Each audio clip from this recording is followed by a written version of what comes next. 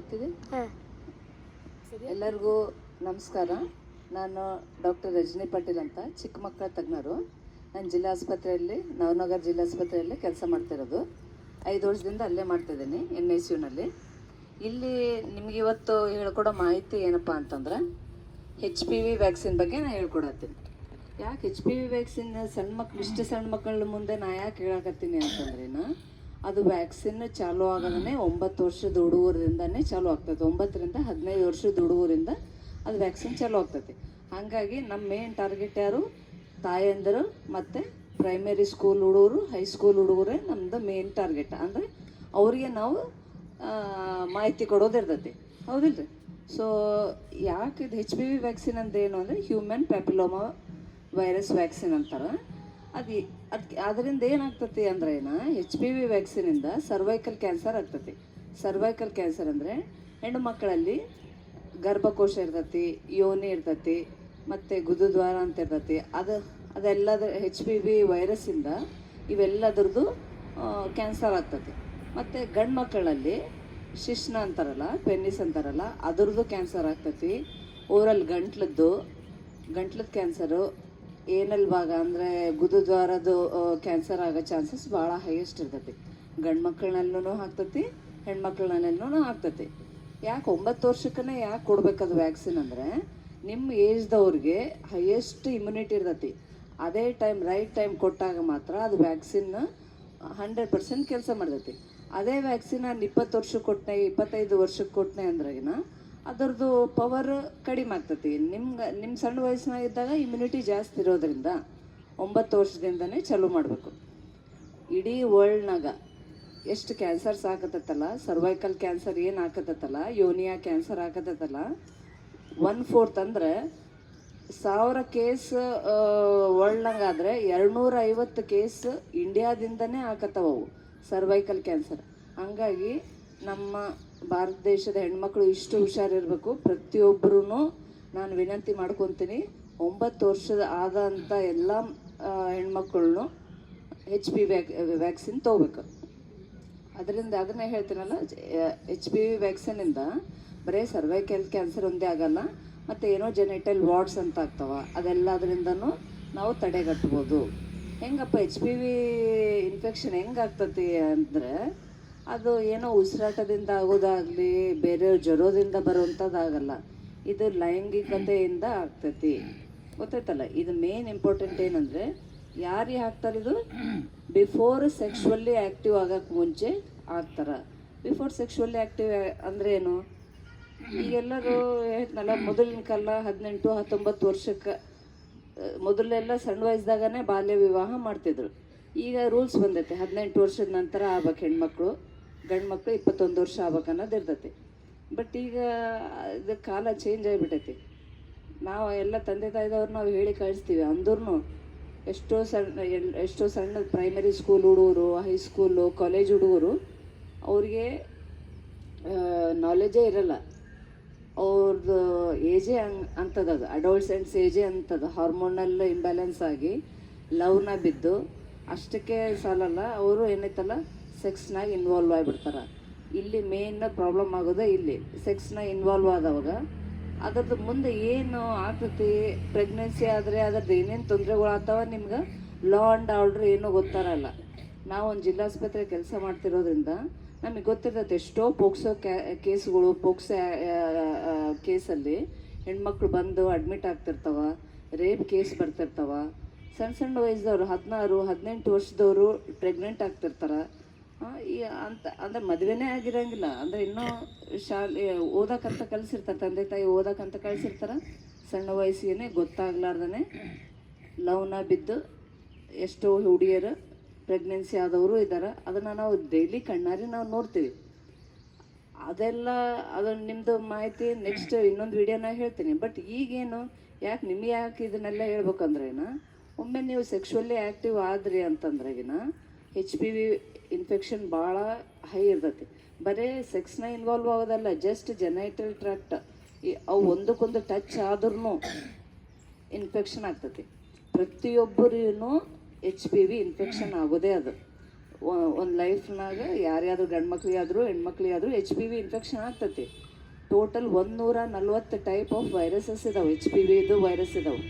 ಅದರಾಗ main important 13 type of virus ಮಾತ್ರ cervical cancer, penile cancer, anorectal cancers ಆಗ್ತಿರ್ತಾವೆ. ಎಲ್ಲ 140 ವೈರಸಸ್ಸಿಂದ ಆಗಲ್ಲದು, ಹೌದಾ? ಸೊ ನಾವು ಯಾಕೆ ಟಾರ್ಗೆಟ್ ಮಾಡತ್ತೀವಿ? ಸೆಕ್ಶುವಲ್ಲಿ ಆ್ಯಕ್ಟಿವ್ ಇರೋಂಥವ್ರು ಎಷ್ಟೇ ಆಗ್ತೈತಿ, ಪೂರ ಸಣ್ಣ ಮಕ್ಕಳಿಗೆ ಆಗಲ್ಲ. 9-10 ವರ್ಷದಿಂದನೇ ಹಾರ್ಮೋನಲ್ ಚೇಂಜಸ್ ಆಗಿ ಅವ್ರು ಅಡೋಲ್ಸೆಂಟ್ ಏಜ್ ಯಾವಾಗ ಚಾಲು ಆಗ್ತೈತಿ, 9-10 ವರ್ಷದಿಂದನೇ ಅಡೋಲ್ಸೆಂಟ್ ಏಜ್ ಚಾಲು ಆಗ್ತೈತಿ. ಅವರು ಹಾರ್ಮೋನಲ್ ಇಂಬ್ಯಾಲೆನ್ಸ್ ಆಗಿ ಸೆಕ್ಸ್ ಒಳಗೆ ಇನ್ವಾಲ್ವ್ ಆಗ್ತಾರೆ. ಅದು ಹೈಯೆಸ್ಟ್ ಡೇಂಜರ್. ಅದು ಅಂಥದ್ದು ಎಂದೂ ಮಾಡಬೇಡ್ರಿ. ನೀವು ಓದೋದು ಸಂಬಂಧ ಹೋಗ್ತಿದ್ದೀರಿ, ಅದ್ರ ಮುಗಿಸ್ಕೊರ್ರಿ, ಬರ್ರಿ, ಒಂದು ದೊಡ್ಡ ಜಾಬ್ ಸಿಗ್ತೈತಿ. ಅದ್ರ ಬದಲು ಇಂಥದ್ರೆಲ್ಲ ಇನ್ವಾಲ್ವ್ ಆದರೆ HIV ಬರ್ತೈತಿ, HBCG ಬರ್ತೈತಿ, ಮತ್ತು HPV ಇನ್ಫೆಕ್ಷನ್ನೂ ಆಗೋ ಚಾನ್ಸಸ್ ಇರ್ತೈತಿ. ಸೊ ಇವನ್ನೆಲ್ಲ ನಾವು ತಡೆಗಟ್ಟಬೇಕು ಅಂತಂದ್ರೆ, ಈಗ ನೋಡಿ ಎಲ್ಲರಿಗೂ ನಮ್ಮಂಥವ್ರಿಗೂ HPV ವೈರಸ್ ಇನ್ಫೆಕ್ಷನ್ ಆಗಿರ್ಬೋದು. ಬಟ್ 100%ನಾಗ 95ರಿಂದ 98% ಅದು ಇನ್ಫೆಕ್ಷನ್ 1ರಿಂದ 2 ವರ್ಷ ತಂತಾನೆ ಕಡಿಮೆ ಆಗಿಬಿಡ್ತೈತಿ. ನಮಗೆ ಸಿಮ್ಟಮ್ಸೇ ಗೊತ್ತಾಗಲ್ಲ. 1-5% ಮಕ್ಕಳಿಗೆ ಯಾರಿಗೆ ಇನ್ಫೆಕ್ಷನ್ ಆಗಿರ್ತೈತಲ್ಲ, ಅದು ಸ್ಲೋ ಆಗಿ, ಅಂದರೆ ಭಾಳ ಟೈಮ್ ಹಿಡಿತೈತೆ. ಅದು ಕ್ಯಾನ್ಸರ್ ಆಗೋಕೆ ಬೇಗ ಏನು 1 ತಿಂಗಳಾಗೋ 2 ತಿಂಗಳಾಗೋನೋ ಆಗಲ್ಲ. ಅದು ನಿಮಗೆ ಗೊತ್ತೇ ಆಗಿರಲ್ಲ. ಇನ್ಫೆಕ್ಷನ್ ಅಂತೂ ಆಗಿರ್ತೈತೆ, ಪ್ರತಿಯೊಬ್ಬರಿಗೂ ಆಗಿರ್ತೈತಿ. ಆದರೆ 1-5% ಮಕ್ಕಳಿಗೆ ಮಾತ್ರ, ಅಂದರೆ ಇನ್ಫೆಕ್ಷನ್ ಆದದು ಲೇಡೀಸ್ಗೆ ಅದು ಲಾಸ್ಟಿಗೆ ಸರ್ವೈಕಲ್ ಕ್ಯಾನ್ಸರ್ ಆತ. ಅದು 20-25 ವರ್ಷದ ಟೈಮ್ ತೊಗೊತೈತಿ ಹೊರಗಡೆ ಬೀಳಕ್ಕೆ. ಹಂಗಾಗಿ ಗೊತ್ತಾಗಲ್ಲ. ಪ್ರಾಬ್ಲಮ್ ಏನಂದರೆ ಸರ್ವೈಕಲ್ ಕ್ಯಾನ್ಸರ್ ಯಾಕೆ ಆಗತ್ತತಿ ಇಷ್ಟು ಜನ ಹೆಣ್ಮಕ್ಳಿಗೆ ಅಂದರೆ, ಅದು ಅರ್ಲಿ ಸ್ಟೇಜ್ನಾಗ ಗೊತ್ತೇ ಆಗಲ್ಲ, ಲಾಸ್ಟ್ ಸ್ಟೇಜ್ನಾಗ ಗೊತ್ತಾಗ್ತೈತಿ. ಮತ್ತು ಅದಕ್ಕೆ ಪ್ರಿವೆಂಟಿವ್ ಮೆಜರ್ಸ್ ಏನು ಮಾಡ್ಬೋದು ಅಂದರೆ, 30 ವರ್ಷದ ನಂತರ ಪ್ಯಾಪ್ಸ್ಮಿಯರ್ ಅಂತ ಮಾಡ್ತಾರೆ ಹೆಣ್ಮಕ್ಳಿಗೆ. ಪ್ಯಾಪ್ಸ್ಮಿಯರ್ ಅಂತ ಮಾಡಿದಾಗ ಸರ್ವೈಕಲ್ ಕ್ಯಾನ್ಸರ್ ಐತೋ ಇಲ್ಲೋ ಅಂತೇಳಿ, ಯೋನಿಯ ಕ್ಯಾನ್ಸರ್ ಐತೋ ಇಲ್ಲ ಅಂತೇಳಿ ಆ ಪ್ಯಾಪ್ಸ್ಮಿಯರಿಂದ ಗೊತ್ತಾಗ್ತದೆ. ರಿಪೀಟೆಡಾಗಿ 6 ತಿಂಗಳೊಮ್ಮೆ, 1 ವರ್ಷಕ್ಕೊಮ್ಮೆ ನಾವು ಪ್ಯಾಪ್ಸ್ಮಿಯರ್ ಹೆಣ್ಮಕ್ಳು ಮಾಡಿಸ್ಬೇಕು 30 ವರ್ಷದ ನಂತರ. ಈಗ ನಮ್ಮದು ಟಾರ್ಗೆಟ್ ಏನಪ್ಪ, ಯಾರ್ಯಾರು ಮಾಡಿಸ್ಕೋಬೇಕು ಇದು ವ್ಯಾಕ್ಸಿನು ಅಂದರೆ, ಹೆಣ್ಮಕ್ಳು 9ರಿಂದ 14 ವರ್ಷದ ಒಳಗಡೆ ವ್ಯಾಕ್ಸಿನ್ ಹಾಕ್ಸ್ಬೇಕು. ಇನ್ನು ನೋಡ್ರಿ 10 ವರ್ಷಕ್ಕೆ TDAP ಅಂತ ಬರ್ತೈತಿ, ಇಲ್ಲ TD ಅಂತ ವ್ಯಾಕ್ಸಿನ್ ಬರ್ತೈತಿ.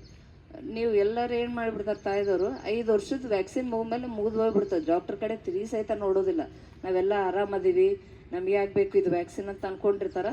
ಹಂಗಿರಂಗಿಲ್ಲ. ಅದು 10 ವರ್ಷಕ್ಕೆ ಇನ್ನೊಂದು ವ್ಯಾಕ್ಸಿನ್ ಬರ್ತೈತಿ, TD ವ್ಯಾಕ್ಸಿನ್ ಅಂತ ಬರ್ತೈತಿ. ಅದ್ರ ಜೋಡಿ ನೀವು ಇದನ್ನು HPV ವ್ಯಾಕ್ಸಿನ್ ಹಾಕ್ಸ್ಬೇಕು ಹೆಣ್ಮಕ್ಳು. ಗಂಡು ಮಕ್ಕಳಿಗೆ ಏನೈತಲ್ಲ, ಅವ್ರಿಗೆ 9ರಿಂದ 15 ವರ್ಷದ ಮಾತ್ರ ಟೈಮ್ ಐತಿ. ಹೆಣ್ಮಕ್ಳಿಗೆ 9ರಿಂದ 14 ವರ್ಷದ ಒಳಗಡೆ ಹಾಕ್ಸಿದ್ರೆ 2 ಡೋಸ್ ಇರ್ತೈತಿ, 2 ಡೋಸ್ ಅಷ್ಟೇ. 0 ಮಂತ್ ಅಂದರೆ ಹಾಕ್ಸಿದವಾಗೊಂದು, ಮತ್ತು 6 ತಿಂಗಳ ನಂತರ ಒಂದು ವ್ಯಾಕ್ಸಿನ್ ಇರ್ತೈತಿ. ನೀವು ಲೇಟಾಗಿ ಹಾಕ್ಸಿದ್ರಿ 15, 18 ವರ್ಷ, 20 ವರ್ಷಕ್ಕೆ ಹಾಕ್ಸಿದ್ರಿ, 26 ವರ್ಷದ ತನೂ ಟೈಮ್ ಇರ್ತೈತಿ ನಿಮ್ಗೆ. ಲೇಟಾಗಿ ಹಾಕ್ಸಿದ್ರೆ ಏನಾಗ್ತೈತಿ, 3 ವ್ಯಾಕ್ಸಿನ್ ಹಾಕ್ಸ್ಕೋಬೇಕಾಗ್ತೈತಿ. 0 ಮಂತ್, 1 ಮಂತ್ ನಂತರ, 6 ತಿಂಗಳ ನಂತರ ವ್ಯಾಕ್ಸಿನ್ ಹಾಕ್ಸ್ಬೇಕು. ಇದು ಸರ್ವ್ಯಾರಿಕ್ಸ್ ವ್ಯಾಕ್ಸಿನ್ ಅಂತಾರೆ. ಮೇನ್ ಟೈಪ್ ಯಾವ, ಮತ್ತು ಇನ್ನೊಂದು ಗಾರ್ಡಾಸಿಲ್ ವ್ಯಾಕ್ಸಿನ್ ಅಂತ ಬರ್ತೈತಿ. ಟೋಟಲ್ ನಮ್ಗೆ ಬೈವ್ಯಾಲೆಂಟ್ ವ್ಯಾಕ್ಸಿನು, ಕ್ವಾಡ್ರಿವ್ಯಾಲೆಂಟ್ ವ್ಯಾಕ್ಸಿನು ಮತ್ತು ನ್ಯಾನೋವ್ಯಾಲೆಂಟ್ ವ್ಯಾಕ್ಸಿನ್ ಅಂತ ಇರ್ತೈತಿ. ಬೈವ್ಯಾಲೆಂಟ್ ವ್ಯಾಕ್ಸಿನ್ ಏನು ಕವರ್ ಮಾಡ್ತೈತಪ್ಪ ಅಂದರೆ, HPV 16, HPV 18. ಈ ವೈರಸ್ ಇಂದ 80% ಆಫ್ ದ ಸರ್ವೈಕಲ್ ಕ್ಯಾನ್ಸರ್ ಆಗ್ತೈತಿ. ಅದರಿಂದ ಇದು ಪ್ರೊಟೆಕ್ಷನ್ ಕೊಡ್ತೈತಿ. ಇದು ಹಾಕ್ಸೋದ್ರಿಂದ ಏನಾಗ್ತೈತಿ, 83% ಆಫ್ ದ ಸರ್ವೈಕಲ್ ಕ್ಯಾನ್ಸರ್ಸ್ನ ಅದು ತಡೆಗಟ್ತೈತಿ.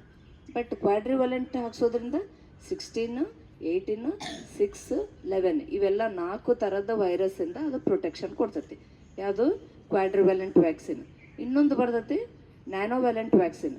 6, 11, 16, 18, 31, 33, 45, 52 ಟೋಟಲ್ 9 ವೈರಸ್ಸಿಂದ ಅದು ಪ್ರೊಟೆಕ್ಷನ್ ಕೊಡ್ತೈತಿ. ಇದು 95% ಕವರೇಜ್ ಇರ್ತೈತಿ ಗಾರ್ಡಾಸಿಲ್ ನ್ಯಾನೋವ್ಯಾಲೆಂಟ್ ವ್ಯಾಕ್ಸಿನ್ ಹಾಕೋದ್ರಿಂದ.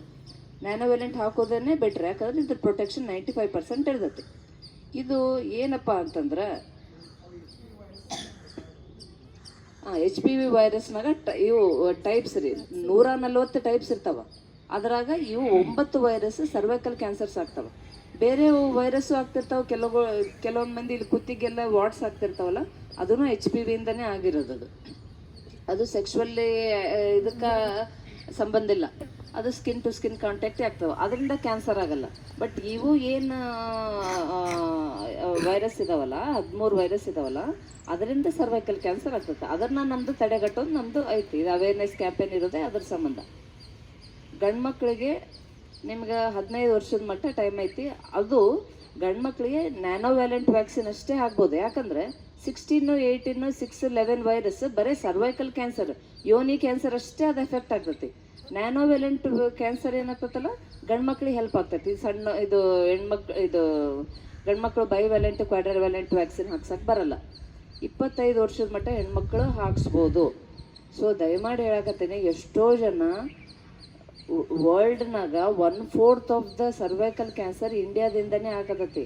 ಈಗೆಲ್ಲ ನಾವು ನೋಡೋಕೆ ಆರಾಮಿರ್ತೀವಿ. ಯಾವಾಗ ಅದು ಚಾಲು ಆಗ್ತೈತಿ, ಇನ್ಫೆಕ್ಷನ್ ಆಗಿರೋದು, ನಮಗೂ ಇನ್ಫೆಕ್ಷನ್ ಆಗಿರ್ತೈತಿ, ಅದು ಗೊತ್ತಾಗಬೇಕು, ಅದ್ರದ್ದು ಸಿಮ್ಟಮ್ಸ್ ಗೊತ್ತಾಗಬೇಕಂದ್ರೆ 20 ಇಂದ 25 ವರ್ಷ ಬೇಕು. ಅವಾಗ ಲಾಸ್ಟ್ ಸ್ಟೇಜ್ನ ನಮಗೆ ಗೊತ್ತಾಗ್ತೈತಿ. ಅದಕ್ಕೂ ಟ್ರೀಟ್ಮೆಂಟಿನೂ ಎಲ್ಲದಕ್ಕೂ ಸೊಲ್ಯೂಷನ್ ಇದಾವೆ.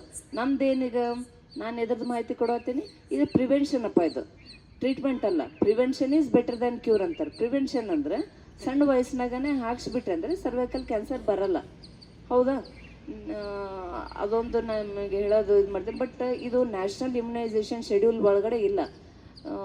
ಬೇರೆ ಎಲ್ಲ ಕಂಟ್ರಿನಲ್ಲಿ USA ನ್ಯಾಷನಲ್ ಇಮ್ಯುನೈಸೇಷನ್ ಶೆಡ್ಯೂಲ್ನಲ್ಲಿ ಇರೋದ್ರಿಂದ ಅವರೊಂದು ಸರ್ವೆ ಮಾಡ್ಯಾರ, ಸ್ಟಡಿ ಮಾಡ್ಯಾರ. ಅವರು ಪ್ರತಿಯೊಬ್ಬರು ಹೆಣ್ಮಕ್ಳಿಗೆ 10ನೇ ವರ್ಷಕ್ಕೆ TD ವ್ಯಾಕ್ಸಿನ್ ಬಂದಾಗ ಹೆಣ್ಮಕ್ಳಿಗೆ ಹಾಕಿದಾಗ ಸರ್ವೈಕಲ್ ಕ್ಯಾನ್ಸರ್ ಇನ್ಸಿಡೆನ್ಸ್ ಅಂತಾರಲ್ಲ, ಡಿಸೀಸಸ್ ಪ್ರಮಾಣ ಭಾಳ ಕಡಿಮೆ ಆಗೈತೆ ಆ ದೇಶದಲ್ಲಿ. ಅದು ನ್ಯಾಷನಲ್ ಇಮ್ಯುನೈಸೇಷನ್ ಶೆಡ್ಯೂಲಲ್ಲಿ ಫ್ರೀಯಾಗಿ ಕೊಡಕತ್ತಾರೆ. ಬಟ್ ನಮ್ಮ ಇಂಡಿಯಾದಲ್ಲಿ ಇನ್ನೂ ಅದು ಫ್ರೀಯಾಗಿ ಇಲ್ಲ. ಬಟ್ ನಿಮಗೆ ಪ್ರೈವೇಟ್ ಹಾಸ್ಪಿಟ್ಲಲ್ಲಿ, ಎನಿ ಪ್ರೈವೇಟ್ ಗೈನಕಾಲಜಿಸ್ಟು ಇಲ್ಲ ಪಿಡಿಯಾಟ್ರಿಷಿಯನ್ ಇದ್ದಂಥ ಹಾಸ್ಪಿಟ್ಲಲ್ಲಿ ಹೋದರೆ ನಿಮಗೆ ಅದು ವ್ಯಾಕ್ಸಿನ್ ಸಿಗ್ತೈತಿ.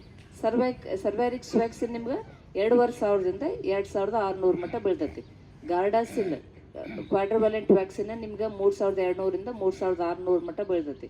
ಬಟ್ ನ್ಯಾನೋವ್ಯಾಲೆಂಟ್ ವ್ಯಾಕ್ಸಿನ್ ಅದೇ ಭಾಳ ತುಟ್ಟೈತಿ, 9,000ರಿಂದ 10,000 ರೂಪಾಯಿ ಬೀಳ್ತೈತಿ.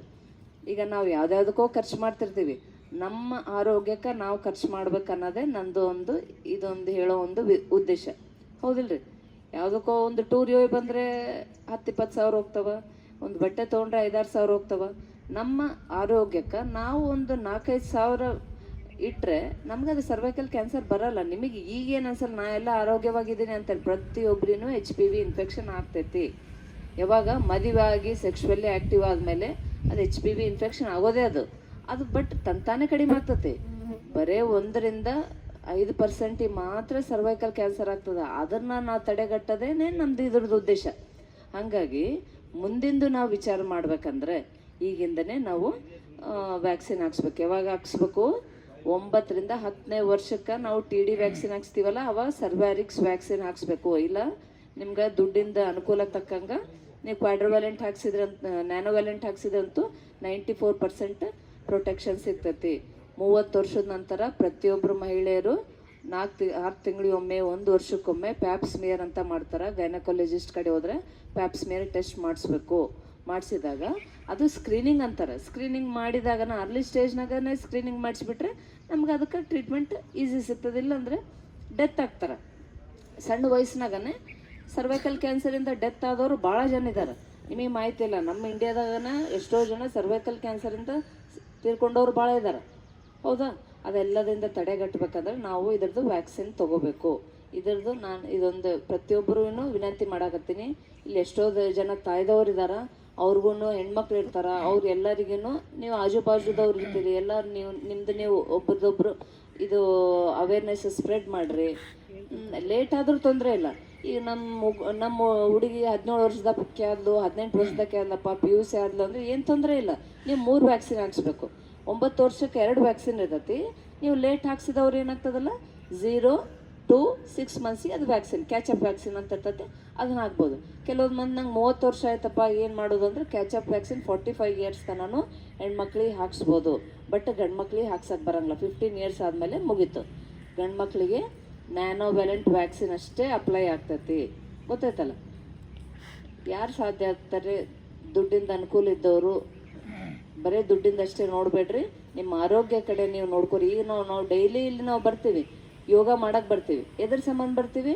ಇವಾಗಿಂದಲ್ಲ, ಇದು ಮುಂದೆನೂ ನಮ್ಮ ಆರೋಗ್ಯ ಚಲೋ ಇರಬೇಕು, ಡಾಕ್ಟ್ರ್ ಕಡೆ ಹೋಗ್ಬಾರ್ದು, ನಮ್ಮ ಕೈಕಾಲೆಲ್ಲ ಸಡ್ಲ ಇರಬೇಕು, ಆರಾಮಾಗಿರ್ಬೇಕು, ನಮ್ಮ ಆರೋಗ್ಯ ಗಟ್ಟಿರಬೇಕು, ಯಾವುದೂ ರೋಗ ನಮ್ಗೆ ಹತ್ತಿರ ಬರಬಾರ್ದು ಅನ್ನೋದಕ್ಕನ ನಾವು ಬೆಳಿಗ್ಗೆ 5 ಗಂಟೆಗೆ ಬಂದು ನಾವಿಲ್ಲಿ ಯೋಗ ಮಾಡ್ತೀವಿ. ಇಲ್ಲಾಂದರೆ ಮಾಡೋ ಅವಶ್ಯಕತೆ ಇರಲಿಲ್ಲ. ಹೌದೋ ಇಲ್ಲ? ಇಷ್ಟು ಮಂದಿ ಇವ್ರನ್ನ 5 ಮಂದಿ ಯೋಗ ಟೀಚರ್ಸು ಪ್ರತಿ 5 ವರ್ಷದಿಂದ ಉಚಿತವಾಗಿ ಅವರು ಇಲ್ಲಿ ಯಾರು ಬರಲಿ ಬಿಡಲಿ 5 ಗಂಟೆಗೆ ಅವ್ರು ಬಂದು ಇಲ್ಲಿ ನಮ್ಮ ಯೋಗ ಹೇಳ್ಕೊಡ್ತಾರೆ. ಯಾಕೆ? ಇದು one of the preventive measures.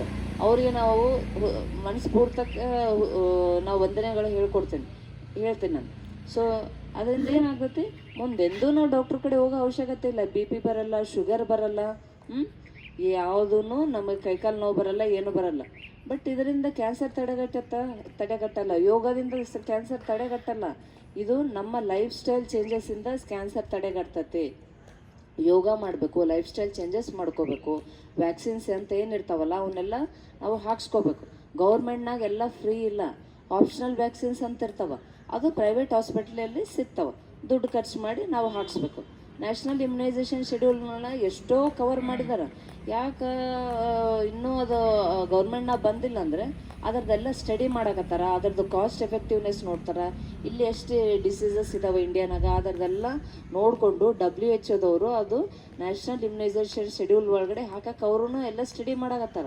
ನಾವು ಅಷ್ಟತನೂ ಅವರು ಎಲ್ಲ ವ್ಯಾಕ್ಸಿನ್ ಫ್ರೀ ಆಗೋಷ್ಟೊಳಗೆ ನಾವು ದೊಡ್ಡವರಾಗಿಬಿಟ್ಟಿರ್ತೀವಿ. ನಾವು 10 ವರ್ಷದ ವ್ಯಾಕ್ಸಿನ್ ನಮ್ಮದು ಮಿಸ್ ಆಗಿಬಿಡ್ತೈತೆ ನಮ್ಮದು, ಹೌದಿಲ್ರಿ? ಹಾಗಾಗಿ 10 ವರ್ಷಕ್ಕೆ ಏನು TD ವ್ಯಾಕ್ಸಿನ್ ಹಾಕ್ಸ್ತಿರಲ್ಲ, ಪ್ರತಿಯೊಬ್ಬರು ಹೆಣ್ಮಕ್ಳು ಗಂಡು ಮಕ್ಕಳು ಇಂಡಿಯಾನಲ್ಲಿ ಗಂಡು ಮಕ್ಕಳಿಗೆ ರೆಕಮೆಂಡೆಡ್ ಇಲ್ಲ, but it is recommended for the males also. ಬೇಕಾದ್ರೆ HPV ಇನ್ಫೆಕ್ಷನ್, ಶಿಶ್ನ ಅಂದರೆ ಪೆನಿಸ್ ವ್ಯಾಕ್ಸಿನ್ ವೈರಸ್ ಇದು ಕ್ಯಾನ್ಸರ್ ಆಗ್ತೈತಿ, ಓರಲ್ ಕ್ಯಾನ್ಸರ್ ಆಗ್ತೈತಿ, ಏನೋ ಜೆನೆಟಲ್ ಕ್ಯಾನ್ಸರ್ ಆಗ್ತದೆ, ಅದನ್ನು ಎಲ್ಲರಿಗೂ ಇರೋದೇ ಅಲ್ಲ. ಅದು ಹಂಗಾಗಿ ಅದ್ರದ್ದು ವ್ಯಾಕ್ಸಿನ್ ಗಂಡು ಮಕ್ಕಳು ಹಾಕ್ಸ್ಬೇಕು ಅನ್ನೋದು ನಂದು ಇವತ್ತಿನ ದಿನದ ಮಾಹಿತಿ ಕೊಡ್ತೀನಿ. ಮತ್ತೇನಾದರೂ ನಿಮಗೆ ಕೇಳೋದಿತ್ತಂದರೆ ಕೇಳ್ಬೋದು.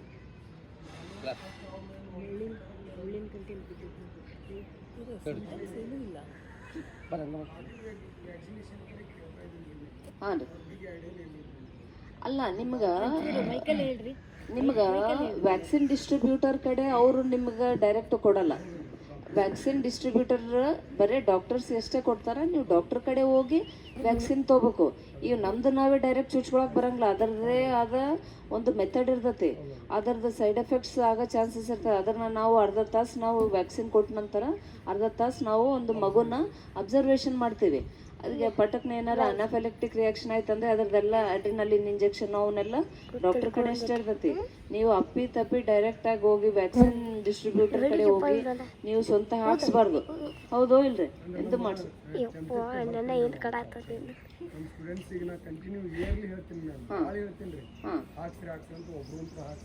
ಹಾಕ್ಸಲ್ಲ. ಚಿಕ್ಕವರೆಲ್ಲ ಇವರೆಲ್ಲ 10 ವರ್ಷದವ್ರು ಇದ್ದಾರೆ, ಇವರೆಲ್ಲ 9-10 ವರ್ಷದವ್ರು ಇದ್ದಾರೆ. ಹಂಗಾಗಿ ಇವ್ರಿಗೆ ಮಾಹಿತಿ ಕೊಡತ್ತೆ.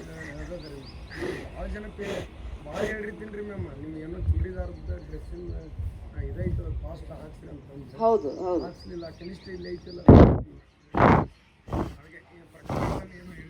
ಹೌದು, ಗಂಡು ಮಕ್ಕಳಿಗೆ ಅದು 9ರಿಂದ 10 ವರ್ಷದ 15 ಇಯರ್ಸ್ ಮಟ್ಟ ಹಾಕ್ಸ್ಬೋದು. ಗಂಡು ಮಕ್ಕಳಿಗೆ ನ್ಯಾನೋ ವ್ಯಾಲೆಂಟ್ ಅಷ್ಟೇ ಹಾಕ್ಸ್ಬೇಕು, ಗರ್ಡಾಸಿಂದ. ನ್ಯಾನೋ ವ್ಯಾಲೆಂಟ್ ಅಂದ್ರೆ ಮ್ಯಾಮ್ ಇನ್ನೊಂದು ಗಂಡು ಮಕ್ಕಳಿಗೆ ನ್ಯಾನೋ ವ್ಯಾಲೆಂಟ್ ಅಷ್ಟೇ ಅಪ್ಲೈ ಆಗ್ತದೆ. ಅದು 8 to 10,000 ಅದು 9 to 10,000 ಬೀಳ್ತೈತ್ರಿ ಅದು. ಹೌದು. ಈ ಮಕ್ಕಳಿಗೆ ಅಂದ್ರೆ 9 ಇಯರ್ಸ್ಗೆ ಯಾವುದು ಅದೇ ನ್ಯಾನೋ ವ್ಯಾಲೆಂಟ್ ಹಾಕ್ಸ್ಬೇಕು. ಸರ್ ಮ್ಯಾಮ್, ನಿಮ್ಮ ಪ್ರಕಾರ ನಮ್ಮ ಬಾಲ್ಕೋಟೆಯಲ್ಲಿ ಚಾಲ್ತಿ ಅದಾರ? ಹೌದು ಹೌದು ಹೌದು ಹೌದು. ಅದೇ ಎಲ್ಲ ಡಾಕ್ಟರ್ ಕಡೆ ಗೈನಕಾಲಜಿಸ್ಟ್ ಪಿಡಿಯಾಟ್ರಿಷಿಯನ್ ಕಡೆ ಇದಾವ, ಬಟ್ ಅವೇರ್ನೆಸ್ ಇಲ್ಲ ಮಂದಿಗೆ. ನಂದು ಇದು ಉದ್ದೇಶ ಇರೋದೇ ಅವೇರ್ನೆಸ್ ಮೂಡ್ಸಕ್ಕೆ ಇದು. ಬಟ್ ಫ್ರೀ ಇತ್ತಂದ್ರೆ ಭಾಳ ಚಲೋ ಇತ್ತು ಇನ್ನು. ಬಟ್ ಗೌರ್ಮೆಂಟ್ WHO ಅದ್ರದ್ದು ಇಂಪ್ಲಿಮೆಂಟ್ ಮಾಡಕ್ಕೆ ಟ್ರೈ ಮಾಡ್ತಾರೆ. ರೋಟೋ ವೈರಸ್ ಕೊಡತ್ತಾರ, ನ್ಯೂಮೋಕೋಕಲ್ ವೈರಸ್ ಕೊಡತ್ತಾರ ಈಗ. ಬಟ್ ಇದು ಇನ್ನೂ ಬಂದಿಲ್ಲ, ಇದು ಬಂದಿಲ್ಲ. ಚಿಕನ್ ಪಾಕ್ಸ್ ಅದು ಆಪ್ಷನಲ್ ವ್ಯಾಕ್ಸಿನ್, ಅದು ಇನ್ನೂ ಗೌರ್ಮೆಂಟ್ ಅಲ್ಲಿ ಇಲ್ಲ. ಅದು WHO ನ್ಯಾಷನಲ್ ಇಮ್ಯುನೈಸೇಷನ್ ಶೆಡ್ಯೂಲ್ನಾಗ ಬರಕ್ಕೆ ಸ್ವಲ್ಪ ವರ್ಷ ಟೈಮ್ ಹಿಡಿದ. ಅಷ್ಟೊಳಗೆ ನಮ್ಮ ಹುಡುಗರು ದೊಡ್ಡವು ಆಗ್ಬಿಡ್ತಾವ. ಅದ್ರದ್ದು ಎಫಿಕಸಿ ಕಡಿಮೆ. ಪ್ರೆಗ್ನೆನ್ಸಿನಾಗ ಹಾಕ್ಸ್ಬಾರ್ದು ಅಲ್ರಿ ಮ್ಯಾಮ್. ಆಫ್ಟರ್ ಡೆಲಿವರಿ ಆದ ನಂತರ ಹೆಣ್ಮಕ್ಳು ಅವಾಗ ಅಂದ್ರೆ 45 ಇಯರ್ಸ್ ಮಟ್ಟನೂ ಹಾಕ್ಸ್ಬೋದು.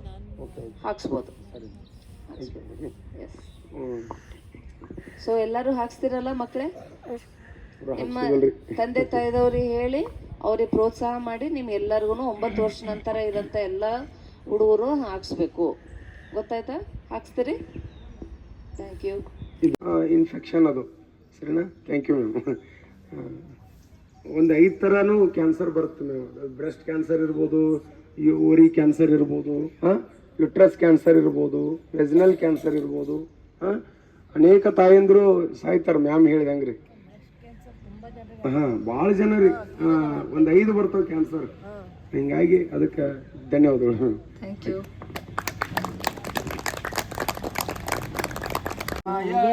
ಬಂದು ಕಡೆವ ಸತಿಯ ಕೈಯ ಹಿಡಿದು ಕಡೆವ ಸಮಯದಿ ಬಂದು ಕಡೆವ ಸತಿಯ ಕೈಯ ಹಿಡಿದು ಕಡೆದ ಬೆಣ್ಣೆ ಮೊಸರನ್ನೆಲ್ಲ ಒಡನೆ ಮೆದ್ದ ಬಾಯೋಳೊಮ್ಮೆ ಮುದ್ದು ತಾರೋ ರೈರ ಎದ್ದು ಬಾರೋ.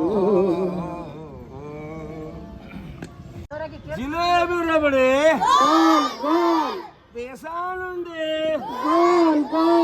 ಉಂಡೆ ಉಂಡೆ ಪೂರಿ ಬಾಜಿ ಇಡ್ಲಿ ವಡ